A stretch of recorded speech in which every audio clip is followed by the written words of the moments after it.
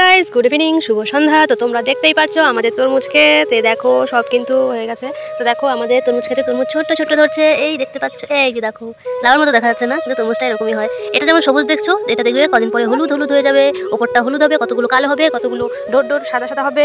তো চলো, মানে আমাদের ক্ষেতেরগুলো ছোট হয়েছে, কিন্তু অন্য যাদের খেতে আছে না, ওই যে সামনের ওই যে ক্ষেতটা দেখতে পাচ্ছ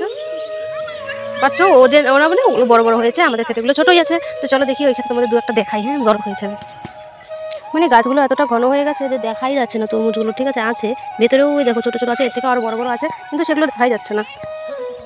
তো এইদিকে দেখো তরমুজ খেতে ড্রেন সাফা করা হয়ে গেছে, দেখো চকচক করছে, তরমুজ খেতে প্রচুর ঘাস হয়েছে, তো ড্রেন সাফা করা হয়ে গেছে। তো চলো আমরা এখন বাড়ি চলে যাই, সন্ধ্যা হয়ে গেছে।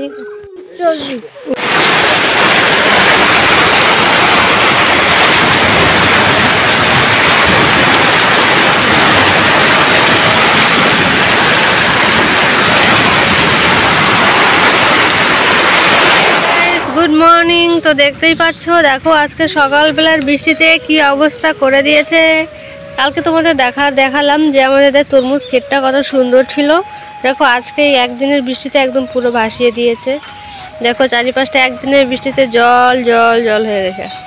আর ওই জায়গায় দেখো তরমুজ খেতে জল বেজে গেছে, সেই জন্য ওখানে আল কেটে দিচ্ছে। দেখো এরকম থাকলে কিন্তু আমাদের তরমুজ গাছগুলো নষ্ট হয়ে যাবে, কেমন হয়ে গেছে। আমাদের এখানটায় বেশি জল হয়েছে, ওই দিকটা দেখো, ওই ক্ষেতগুলোতে হয়নি অতটা।